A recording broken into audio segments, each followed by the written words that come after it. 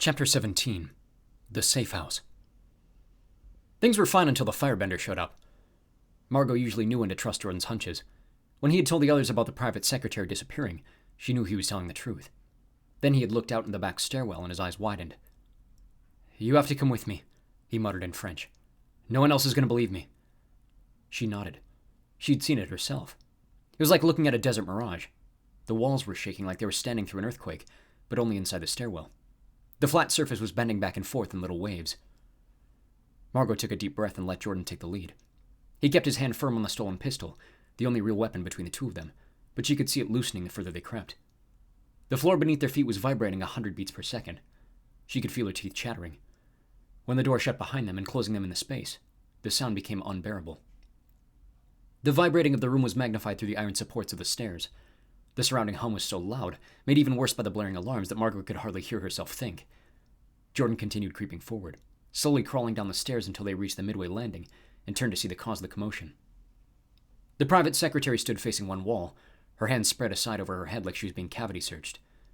Behind her, a man Margot recognized as their escort to the second floor stood watching patiently, and Margot realized that the woman's hands were the source of the vibrations, pushing and pulling against the sheetrock faster than should have been humanly possible. The realization of who, or rather what she was, made Margot's stomach drop.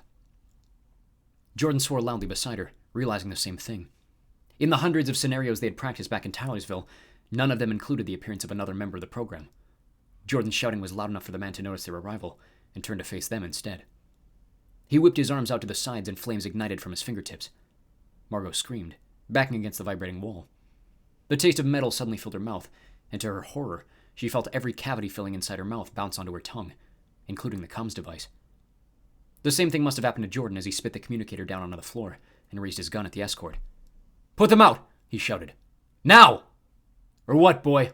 the man raised, speaking now in fluent English. "Your friends can't hear you in here." Margot spit the fillings into her hand, desperate that the microphone would still work. "Xander," she cried, "they're elementalists!" Even if he replied, they could not have heard him. The vibrating shook the metal from her hands and they fell to the floor. She stood there defenseless. "I said put them out!" Jordan yelled again. "I'll shoot!" "You're the ones that pulled the alarm," the man taunted. "Let's give it a reason." Margot cowered behind Jordan, hoping his aim was good enough to give them a chance. The man opened his arms to the side, inviting Jordan to take the first shot. Instead, Jordan turned quickly to the woman on the wall and fired several times.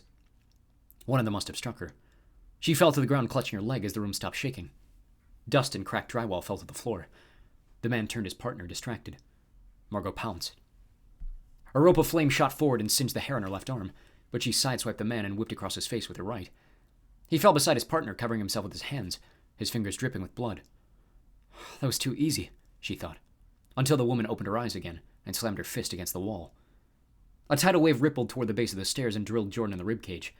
He went flying sideways, bouncing off the door leading back into the embassy's ground floor. The pistol ricocheted toward the door leading outside. Margot caught the quick glance from the man on the ground and jumped toward the weapon, yanking his hair backward as the pair scrambled to reach it first. An elbow met her face, and she could feel blood trickling to the back of her throat, but she made a final desperate lunge below his other arm and hooked her hand around the barrel. "Jordan!" she yelled, sliding the weapon out of the man's reach and toward the far door. Jordan was on his knees, dazed and bruised but still conscious enough to grab the gun and point it toward the woman. "Give up!" he mumbled, his own mouth dripping with blood. The man opened his mouth to speak, but his words were cut short by a piercing gunshot.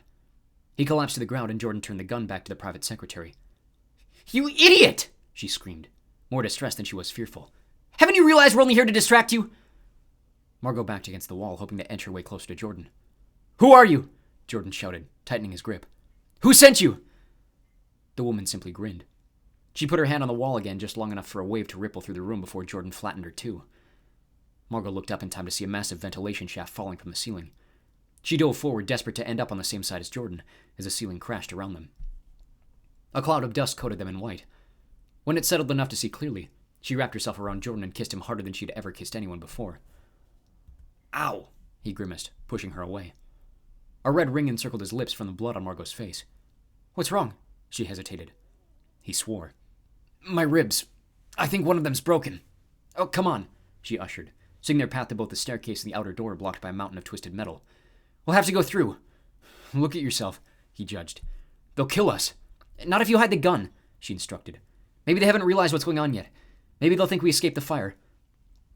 Jordan swallowed hard, then wiped his face with his shirt sleeve. Margot did the same. Then the pair opened the door and crept into the lower corridor of the embassy. The building was completely abandoned. Aside from the still blaring alarms, the main lobby was silent. When the door shut behind them, Margot felt as though they had stepped through a portal into another world. Outside the front windows, they could see a crowd of people gathered, waiting for the all-clear to head back inside, or even the chance to head home for the day. Men in suits stood on phones, finishing business from outside the office. She could see the two women from the main reception desk chatting with a private security guard. A large rifle stood sentry down his left side. "Act natural," Jordan whispered as they approached the doors, as if Margot needed reminding. They pushed their way outside, and immediately all eyes turned in their direction. Dozens of voices hurled words in various languages. "Oh, you poor things! Are you two all right? Someone call an ambulance!" Margot cleared her throat before yelling, "We're fine! There's a fire near the rear stairwell," Jordan said as loud as he could, grimacing at the effort. One of the receptionists wrapped a jacket over Margot's shoulders. "The fire department's on their way," she said. Margot waved the gesture away. "Well, they should be here by now," she criticized. "There's still 3 more trapped upstairs." The sentence did wonders to turn eyes away from them, but as soon as she said it, wondered if she shouldn't have bought the others more time. Surely Johnny, Kent, and Liz were still working the mission through to completion. A wave of uncertainty washed over her as she realized their detour might have thrown everything off schedule. "Haven't you realized we're only here to distract you? What could those traitors have possibly been distracting them from?" "Please," she begged to the handful of good Samaritans still surrounding them. "Is there a toilet somewhere? I need some air." A man and a woman looked at each other apprehensively. "There's the filling station at the corner," the woman announced. "But please, hurry back. You should be checked out by the medical team as soon as they arrive." Margot bolted off on cue, Jordan rushing behind her. "They're watching us," Jordan announced. "Someone might try to stop us." "Then don't give them reason to," Margot retorted. "Clean up and let's bolt back around the block as soon as we can." A set of single-stall bathrooms tucked behind the station, and Margot was overjoyed to find hers containing a working sink below a mirror. She scrubbed the blood and dust out of her hair and face, then pulled her hair out of a double French braid and let it fall straight down her back. Her outer flannel, which had been torn and burned in the stairwell, was also coated in drywall. She did her best to wash it in the sink, but realized the weight of the wet cloth might slow her down, and decided to trash the shirt entirely, leaving her freezing in a white blouse. She exited the same time as Jordan, who must have watched her change her outfit as he too had abandoned his outer shirt and stood freezing in a black tee. There wasn't much he could do to change his hair, but he'd removed both contacts and washed the makeup off his scar. "Are you sure you want to risk it?" she asked. "What if we get caught?" He shrugged. "Don't get caught, then." The van was visible 2 blocks down, but having already been taken in by the crowd, they determined a return in the same direction would risk the same attention. Instead, the pair decided to ring the outside of the embassy on the opposite streets, hoping to avoid any unwanted attention their still battered appearances might enlist. "Act casual," she whispered, and the pair walked north to the next block, hand in hand as if it were a normal day through the city. The weather was freezing. It had not been cold enough to warrant full coats when they departed the hotel, but now standing in short sleeves, Margot's arms were chilled to the bone. Maybe the change was a bad idea, she thought, realizing halfway down that everyone around them was bundled up. Their nakedness made them stand out that much more. "Do you still have the gun?" she asked under her breath, squeezing his hand tighter. "Of course I still have the gun," he grunted, also taking note of the dozens of eyes watching them as they walked on, eastward toward the far corner of the embassy. They were at the northeastern corner of the complex, ready to continue to the southbound street, when an enormous black truck overshadowed their entire view of the intersection. The SWAT team had arrived. Jordan swore, pulling Margot into the alley beside them to take the pair out of the view of the passing truck. "Go!" he screeched, shoving Margot ahead as they sprinted down the alley, desperate to reach the van before the truck did. Margot skidded to a stop at the edge of the tennis courts. The hedges and trees that had shielded the northern half of the alley from view of the embassy now gave way to an open fence, leaving them visible by any of the bystanders in the complex courtyard. To Margot's horror, the courtyard was being cleared by a second SWAT vehicle, which had beaten the other to the scene. Jordan rushed past her, yanking her arm onward while her frozen body was paralyzed to stay behind. The pull won out. With voices shouting in the courtyard, Margot tuned out their words and the pair barreled out on the sidewalk of Zishui Street, where she almost burst into tears at the sight of the van. The first truck pulled past them blindly as the automatic locks at the back of the van clicked open, and she and Jordan collapsed inside. "What happened?" Xander shouted, spinning around in his chair to meet them. Jordan could barely speak. Margot was completely winded. Earthquake, he gasped. Walls collapsing. Elementalist. He struggled for air as he mimicked the stairwell falling around them. It was her. Breathe, Xander instructed, awkwardly taking the still-loaded gun from Jordan's flailing hand. He unloaded it onto the floor of the van. Emma turned to face them too. What do you mean, elementalist? She asked. Jordan took a steadier breath. There were 2 of them, he stuttered, In the stairwell. The private secretary was one of them. Two of what? Xander scowled. Ireans! Jordan exploded. Members of the freaking company! Xander laughed. Jordan, what are you talking about? Margot had finally caught her breath enough to speak. He's not lying, she admitted. The private secretary is one of us. Xander's face dropped. That's impossible. Well, explain the flaming hands then, Jordan erupted again. She was sending shockwaves through the walls, Margot explained. That's what got Jordan's attention in the first place. The other guy was a fire elementalist. Xander still looked perplexed. That's impossible, he repeated. Interrupting a mission of this magnitude is a capital offense. Well, it doesn't matter, does it? Jordan joked. They're both dead already. What? Xander turned. I downed them both after they tried to kill us, Jordan explained. They tried to kill you? Xander raised, and Margot grew increasingly frustrated at his slowness. Emma's face was more sympathetic. Are you okay? She asked. I'm fine, Jordan waved, and Margot realized she hadn't even thought to ask him. Where are the others? Suddenly Xander and Emma both twinged their faces, as if in pain. What? Margot yelled. What is it? Gunshots, Xander growled, then spun back to the windshield monitor. Are you guys all right? Judging from their reactions, Margot guessed there was no answer. Guys? He repeated. Can you hear me? Oh God, Xander, Emma squealed, pointing to a table in the corner with the shapes of 7 bodies. Liz! She pointed to the one with the name Elysian Granhook above. Unlike the others, which had various colors and graphs surrounding to indicate their vitals, her entire box had grayed and flatlined. Margot felt her stomach drop.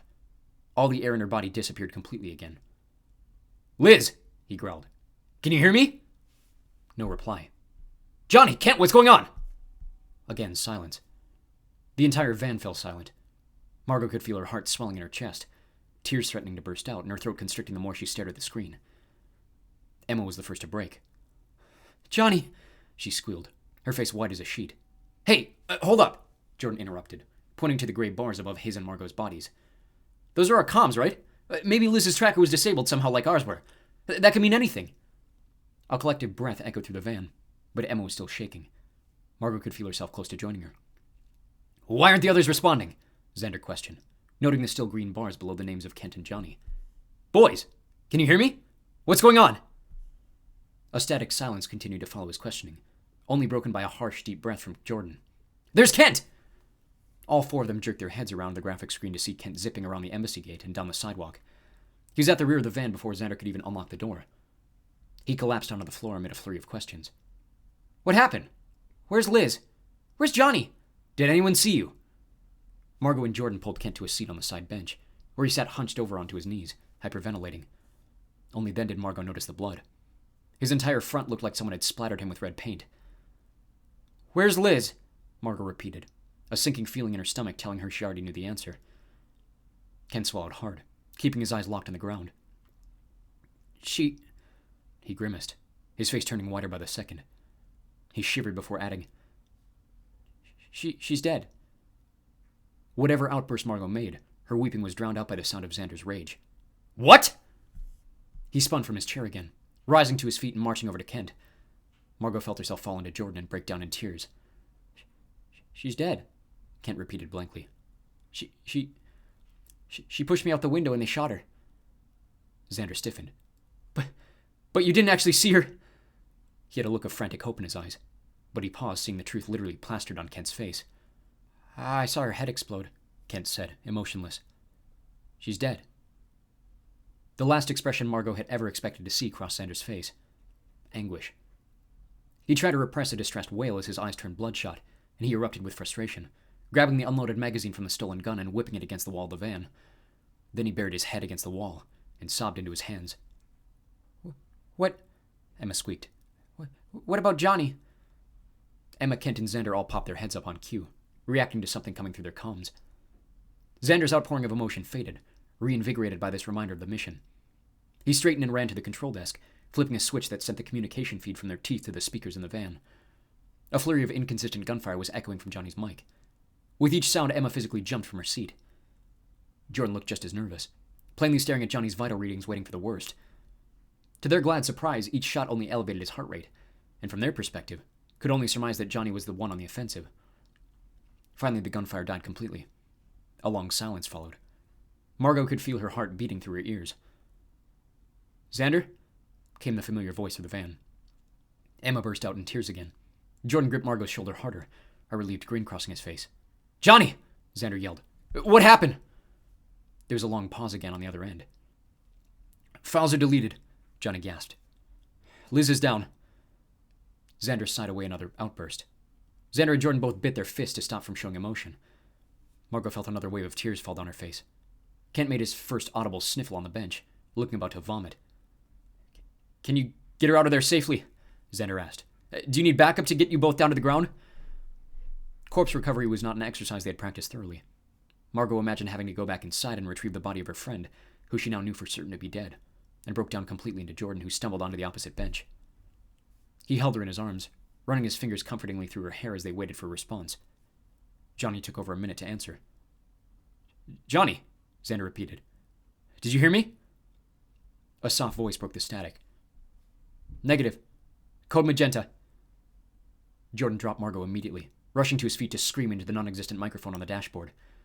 Emma beat him to it. "No!" they both screamed. "Johnny!" Jordan shouted at the dash, screaming as many expletives as he knew in both English and French. "You can't abandon me!" "Xander!" Emma squeaked, crying harder than she had with Liz. "We can't leave him!" Xander's face had solidified back into mission mode. He stormed to the front seat and spun it around, clearing his half of the dashboard screen. Margot felt herself stand. "We can't just leave her body!" "Xander!" Jordan interjected. "We can help them, please!" "Sit down!" Xander shouted, shoving Jordan back out of the cockpit and shifting the vehicle out of park. "We can't leave them!" all three yelled at once. "Shut up!" Xander swerved into the lane, shoving them all against the walls of the van. "He issued the Magenta. If you have an issue with that, you take it up with him when he gets out alive. You have an issue with leaving, take it up with the Prime Minister when we're back in Tylersville." Margot could feel herself shaking. Even Kent looked up, seeming to register the severity of what the code meant. The rest of them had been forced to memorize the color codes in middle school. Magenta. Get to safety. Leave me behind. They were halfway down the block when Johnny's vitals began to spike. His heart rate and breathing were twice what they had been just a moment before. They could hear him inhaling sharply, before his communication line went dead. Only seconds later, a warning about blood loss popped onto the screen, before the whole thing, just like Liz, went gray and flatlined. "No!" Jordan shouted again, but it was Emma who started screaming the word over and over. "No!" She lunged over Xander's lap, trying to reach the master lock, but he managed to slam the brakes of the stoplight and toss her over his body into the back, where she hit the ground with a hard thud and slammed her fist against the metal floor. "No!" she cried. "We can't leave him!" Blood and tears were pouring down her face, her wails becoming incoherent the longer they repeated. "Someone restrain her!" Xander shouted from the front. If Margot had been in control of her body, she would have stayed put, but some greater power than herself forced her to stand and grab one side of Emma's manic body. Kent was compelled to take the other. Emma continued to thrash and scream, but the pair managed to keep her from hurting herself or any of them as they pinned her on the floor. In a matter of minutes, her spirit broke, and Emma relaxed onto her back, bawling. Xander had turned them onto a highway and set the vehicle to automatic drive. He spun around in his seat and edged forward menacingly. "Listen," he growled sternly. "We have to get to safety. You and I both know they're following us, and if we don't get out of here now, every single one of us is going to end up dead too." Margot felt herself close to tears again. She looked up at Jordan, who was on the wall doing everything in his power not to break. He looked pathetic. "Johnny knows what he's doing," Xander continued. "If he issues the Magenta, then we have to trust it's for the right reason. Whatever situation he's in up in that office, it's more dangerous for us to go in than for him to come out. He knows where the American embassy is and how to get there. If he can manage that, he'll probably beat us home." There was melancholy in Xander's voice that eliminated any air of hope he was trying to give it. "What about his vitals?" Jordan choked, pointing at the screen. Xander managed half a smile. "You saw his comms die before the rest of him, didn't you?" he asked. "Tell me I wasn't the only one who saw that." "I saw it too," Margot managed. "Then he's not dead," Xander said, nonchalant. "What?" Emma perked. What do you mean?" Xander pointed at Liz's outline. "They go out together if you're killed," he explained. "Both devices are triggered by connection to your pulse." "Then why did his go out?" Jordan grumbled, still waving his arms at the screen. Kent answered first, his emotionless, shallow voice cutting from his seat alone on the far bench. "Because he removed them." All four of them turned. He was still staring lifelessly down to the floor. Jordan turned back to Xander. "Why the hell would he do that?" "Because he's smarter than we are," Xander agreed, taking a deep breath. "If you're right about someone from within the company sabotaging the mission, then they might have the means to track him too." "But if they can track him," Margot noted, "then they can track the rest of us. They could follow us to the Safehouse," Emma added. "It doesn't matter." Xander put his hand up. They'd never dare attack us at all at once, even while we're traveling. He turned to Margot. I'm still not convinced your theory about this being an inside job is true, he continued. But even if it is, the Safehouse is under constant external surveillance. If they knew how to get past the security firewalls, we'd still have contacts in Juliang and Townsville telling us about the danger. What if those contacts are compromised too? Emma barked. Xander leaned forward to face her directly. You know the Prime Minister better than any of us. You don't think he's keeping his eyes glued to the screen, making sure he knows what's going on every second we're here? Margot's thoughts shot back to Andrew's mission in Poland. The Garants had missed church that night. They must have known before anyone that something was wrong. He's right, Em, she voiced. Emma turned on the floor and shot her a nasty look. Well, he was supposed to keep Liz safe too, wasn't he? She huffed. This whole mission was tailored around that, wasn't it? Every mention of her name was another whelm through Margot's body. Xander turned to Kent. Kent, what happened? He sighed, trying to ignore Emma's last sentence. How did Liz get in the crossfire? Kent looked up for the first time, his eye locked 1,000 yards into the distance.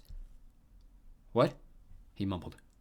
Johnny and I both told her to stay in the corner, Xander insisted. How did she get hit before either of you? Kent turned to face Xander. He swallowed as if unsure of his answer. He stuttered. I don't know. He looked around at each of them, still with the same blatant expression. Johnny was... He pointed to nowhere in particular. Over there. And Liz was... Walk me through what happened, Xander pushed. Xander! Margot tried to stop him. Kent was clearly still shell-shocked. He held his hand up. Let him speak. Kent, walk me through what happened. Kent looked out the windshield. How did Liz get in the way? Xander asked again.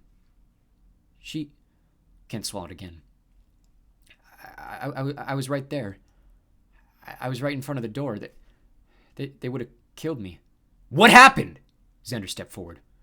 Kent stretched his eyes, then blinked repeatedly, shaking his head awake. She knew I was in the way, he gulped. She pushed me out of the window. Suddenly an alarm sounded from the front of the vehicle. Xander swore. Cops are on us, he explained, jumping back in his seat and flipping the manual. I'm going to change the shell and try to shed them. You four buckle down and get comfy. We've got 2 hours on the road before the Safehouse. The vehicle jerked out of stasis as Xander swerved across multiple lanes. Emma rolled across the floor, finally finding a grip on their side bench and pulling herself onto it.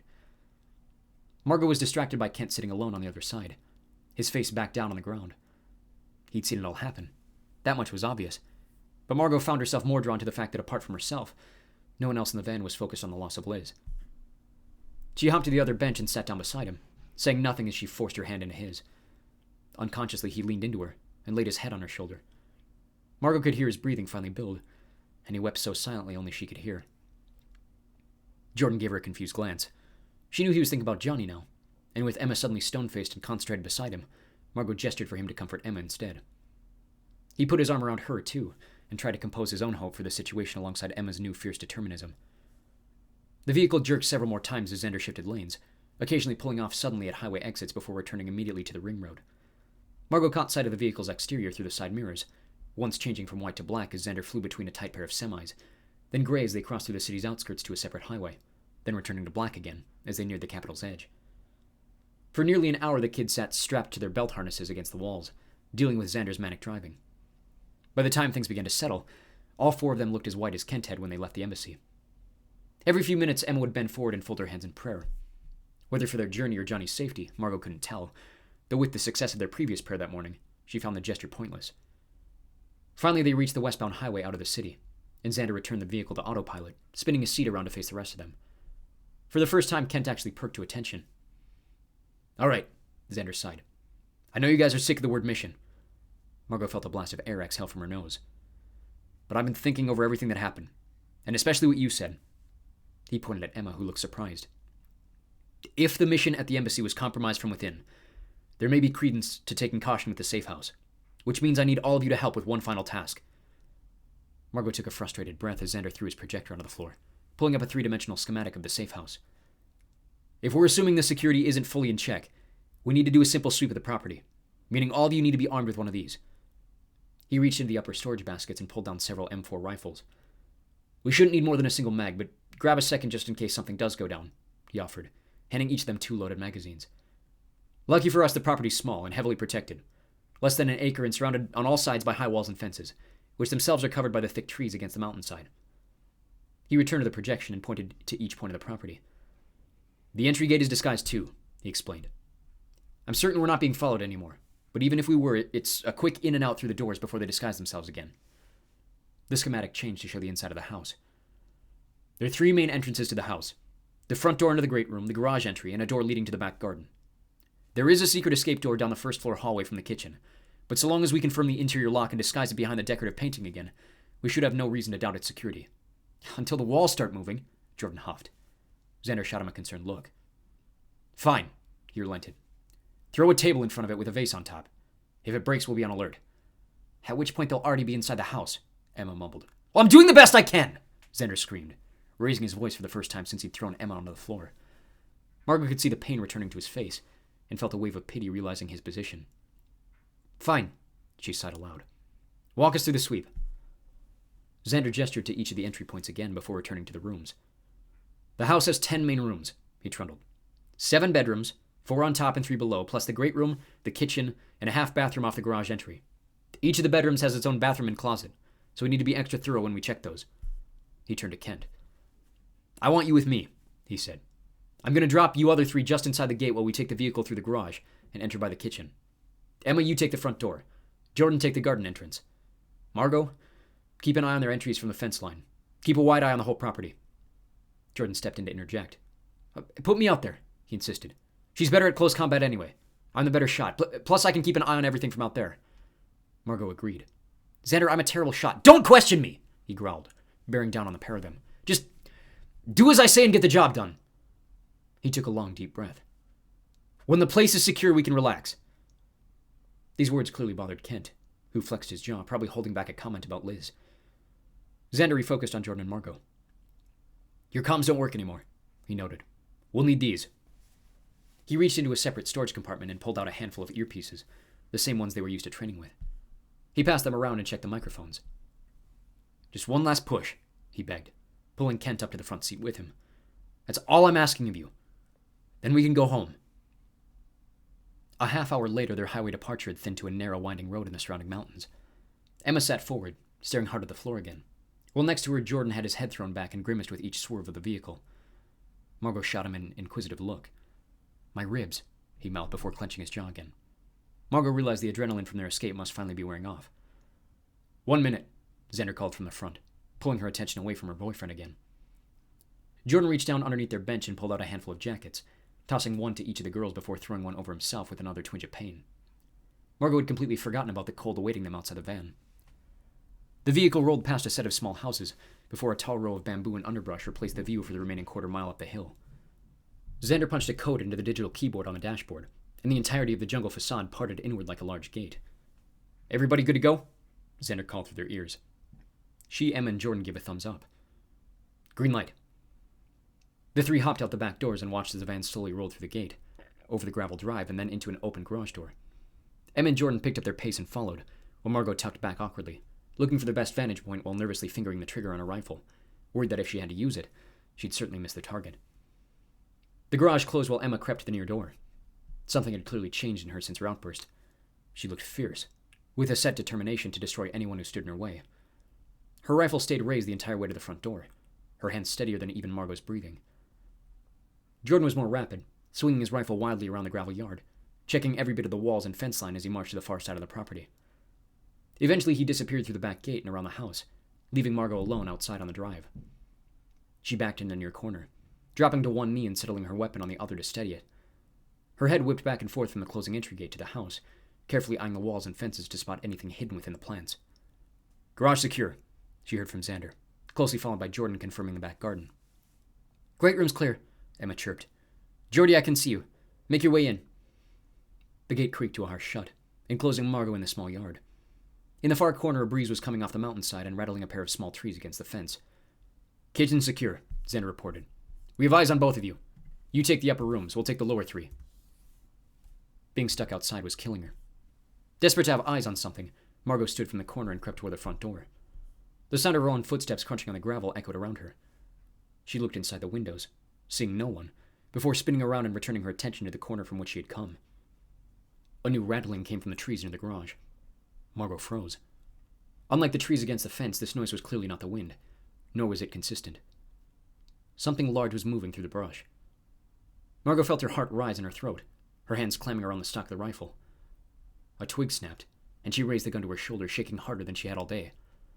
"Ground floor secure," Xander said. She didn't dare respond anything aloud. Slowly, Margot crept alongside the house, seeing the tops of the trees above the garage quiver unnaturally as it crept ever closer. Her heart was pounding in her chest, her ears ringing the closer she came to the edge of the house. "Upper floor secure," Jordan relayed. Margot took a deep, shaky breath. "Margot, how's it look outside?" Xander asked. Still invisible, Margot could sense the thing in the trees right behind the corner of the garage. Xander's voice came through again. "Margot?" Someone opened the front door and stepped hard onto the gravel. She swung her head around, desperate to see backup, when she heard the thing bolt out onto the driveway. Emma was standing there, steady as a statue, her gun raised directly at Margot and fired. The shot missed her by a foot. Margot spun back, raising her own gun in panic terror, but the deer had already fallen to the ground.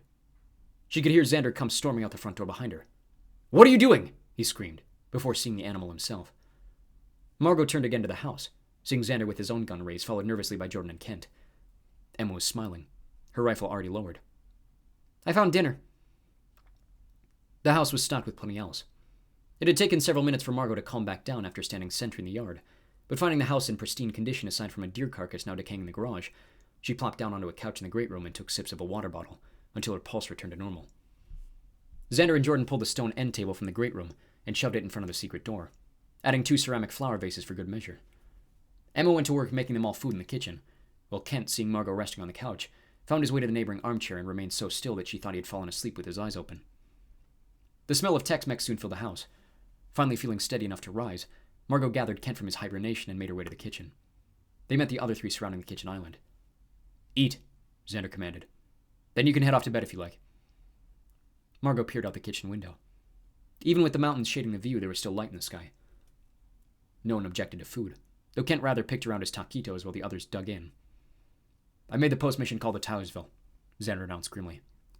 "Legally, Johnny and Liz are both declared missing, with Johnny presumed alive and Liz confirmed deceased." Margot swallowed dryly. "They haven't heard anything yet from the American embassy about Johnny, but word is it's a mess in terms of relations with Poland," he sighed. "The ambassador's missing." "How?" Jordan sat up. "We saw him escorted out of the building." Xander shrugged. "Based on what we heard him say in the office, I'm assuming it's self-inflicted." "You think he's running from the job?" Emma asked. "His job was on the line to begin with," Xander noted. "Now classified information is being corrupted on his watch. If his life wasn't in danger before, it certainly is now." "Has Chervinsky issued a statement?" Jordan added. "Not publicly," Xander went on. "At least, not of 10 minutes ago. But I'm sure the attitude in Vyshzhubro is grim. All the Americans were evacuated when your brother's squad failed the assassination. If Varsov gets word that this was an inside job, it may happen that the whole city's evacuated to Germany." Margot sighed. "So how long are we here?" Xander turned, setting down his glass of water. "At the Safehouse?" he clarified. "My best estimate is 3 nights. Head back to Juliang Friday. With the current security situation, I'm guessing we'll get a private flight to avoid Beijing entirely. We may have to travel westward to refuel. Rough estimate, we get home anywhere between Sunday and Tuesday." Great, Margot thought. Another whole week stuck here. The attitudes of the squad appeared to parallel hers. "What are we supposed to do while we wait?" Jordan asked. "Our phones are back in Juliang." "Well, your fake ones should work with the Wi-Fi," Xander explained. "I know you don't have access to your contacts or accounts, but at least it's something to pass the time. Otherwise, there might be board games hidden somewhere in the house. Read something. Write something. Relax." "How can we relax right now?" Margot wanted to scream, thinking of Liz every time she caught a glimpse of Kent's dead-eyed face. Instead, she turned her eyes back to her plate and kept her mouth shut. "If you can figure it out, there's a way to get the TVs in your rooms connected to the American networks." He turned to Emma. "You could probably catch Super Bowl build-up."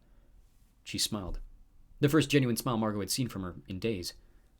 "I'd rather watch the Rockets." Margot felt a minimal sense of normalcy start to wash over her, until Xander took a bite of chips and turned solemn again. "There's one other thing," he said. "All of you need to give recorded testimony about the mission. You can wait to do that until we get home, or you can do it with me tonight while this morning's still fresh in your head. It's completely your choice." Margot looked toward Jordan, then back at Xander, who had turned his attention in her direction. "You're welcome to do it together, if it would make it easier." She looked back to Jordan, who simply shrugged. "Can I at least shower first?" she voiced, realizing her lower body was still caked with pieces of the embassy, and the rest of her with hours of sweat and tears. Xander straightened defensively. Yeah, of course, he said. There's no rush to do them, just whenever you feel ready. I'll be in the first room next door whenever you want. Where do you want the rest of us? Jordan asked. Wherever? Xander gestured upstairs. There's 4 up there and 4 of you, he noted. I think both you and I would sleep better if you stayed together. I'll hold down the fort below. Margot finished eating, then went into the garage to grab her bag from the van. The others followed. Emma managed to march ahead of her and trundle up the stairs to claim the furthest room down the hall. Margot decided to follow her to the next furthest, while Jordan and Kent tucked in the other 2. She guessed Xander wanted them to feel some sense of normalcy despite the loss of Johnny and Liz, letting himself bear the burden of being alone beside the 2 empty rooms. There was still a kind of community in all climbing the stairs together, and not actually knowing how long they were to be trapped in the house, despite Xander's estimates, she felt grateful he was returning to them some kind of autonomy. Chucking her bag against the wall near the bathroom door, she locked herself inside and immediately drenched herself in the shower. Dark gray water appeared to sweat from her pores as everything from the day was washed off her body, joined by more tears as her removal from the group gave her time to think about Liz again. She covered her face with her hands, remembering their night together up in the mountains, where Liz had confided in her the story of her brother, the anxiety she felt about the same thing happening to her family on her behalf. Margot had personally promised to keep that from ever happening, but now it had. Margot picked up a shampoo bottle from the inside of the tub and chucked it at the wall, where it exploded in a gooey white mess over the bathroom mirror. Footsteps followed, then Jordan's voice outside the bathroom door asking if she was all right. "I'm fine!" she screamed. "Just go away!" She was so far from fine. The look on Kent's face haunted her as she tried to imagine just how Liz's life had been taken away. She broke down to her knees, thinking again of her promise, then the reality of everyone in her life continuing to disappear. And this time it had been her fault. Maybe it was always her fault. Maybe if she hadn't endorsed Emma dating Johnny, she'd still feel like her best friend was there for her. Maybe if she had tried harder with Riley, he wouldn't have run off so easily. She thought of her mother disappearing, dropping off the face of the planet and leaving her alone with her father, who was then taken away from her too. Had she left because of Margot? If I hadn't followed Jordan, I could have saved her, she thought. Her anger then turned to Jordan, no doubt feeling he could protect her. He would never understand this, even if she explained it to him. He could never possibly understand feeling responsible that one of them was dead because of her. Then she remembered Johnny, and cursed herself for being so selfish. Jordan was probably going through the exact same emotions she was, plus the hope that his brother might actually be out there somewhere. Hell, his mom might be still out there somewhere, even as time ticked on without a trace. Jordan was constantly dealing with these emotions of loss and anger, she realized. A pang of guilt pulled at her chest for throwing him away so easily. She rushed out of the shower, hardly remembering to turn it off before bolting out into the bedroom, ready to track him down and apologize. He was still in the room, sitting on her bed, staring into nothingness. He turned as soon as he saw her, his face devoid of emotion. Margot gasped. "You're still here?" Yeah, he shrugged. "I wanted to make sure you were all right. I was worried you collapsed or something." Margot turned back to the mess on the bathroom wall. It's nothing. She blushed, embarrassed. I threw a bottle against the mirror." Jordan smiled. "I would have done a lot worse." "No, you wouldn't have," she admitted. "You handle yourself better than I do." "Who have you been dating?" he laughed. "I'd like to meet him." Margot smiled, then bent over and threw one of her sweatshirts at him. "Go shower," she said. "Then we can chat with Xander." She moved toward him to pull him to his feet. "No," he declined. "What do you mean, no?" Jordan shook his head. "I'm not leaving you." Margot threw her hands up. "What, do you think I'm going to kill myself or something?" She brushed. "Have you seen Kent? He's the one that should be on trauma watch." "No, I just..." Jordan rose to his feet, stopping himself, then stared at the floor. He took a deep breath. "Margot, I killed 2 people today." She felt Emma's cooking catch guiltily in her throat. "Yet another thing I forgot," she pitied. "Your friend is dead," he went on. Our friend. She's dead." Margot tried to shrug it off. "Yeah, but your brother may have removed his tracker on his own," Jordan acknowledged. "But who's to say he didn't get gunned down 3 feet outside that office? What if he's gone too?" Margot grit her teeth and sighed. So? "So?" he mimicked. "So I can't lose you too." "You're not going to lose me," she dismissed. She turned blushing as Jordan stepped into her with his full height. She could smell the sweat dripping down his neck. "Seriously, Jordy," she insisted. "I'm fine." "Well, I'm not," he admitted, and for the first time she really looked into his eyes, seeing the red terror baked on the milky gray. He sighed shakily. My dad? My mom? Now Johnny, too? He looked down at her pleadingly. You're all I have left. Jordan, she blushed, trying to play away her own emotions as comfort. That's not true. You have Emma. Emma's not you, he growled, turning away to hide the fact that he had started crying. He backed down, trying to calm himself. I'm sorry, he apologized. But I promised you I was never going to leave you. Margot was close to breaking too. Then don't, she whispered, leaning in to kiss him. He hesitated as she pushed back, tears flowing freely down his cheeks and onto his lips. I don't want to talk to Xander tonight, he sobbed. Then don't, she whispered again, putting her arms around him. Stay with me as long as you want. She rested her head on his chest and just held him, letting whatever feelings he needed to let out fall onto her instead. She let herself feel the exact same, raw emotions pouring out as they cried together. Only with him, she thought. He alone gets to see this side of me. The relief of that single truth, that comfort to allow someone to see into her like that, sent a shiver down her spine. They stood there for several minutes, swaying slowly back and forth on the carpet to the sound of nothingness. Finally, Jordan sniffled, stood up to attention, and pulled himself away. Margot only managed a quick breath before he leaned in and kissed her like he hadn't seen her in years. She felt herself melt as he put his arms around her. I'm never going to let go, he breathed, meaning every word of it. She looked into his eyes with new tears of her own, knowing that wherever he was going, she was going too. He held on to her until the sun came up the next morning. Even with the ghosts of Johnny and Liz hanging over them as they fell, it still managed to be one of the best nights of Margot's life.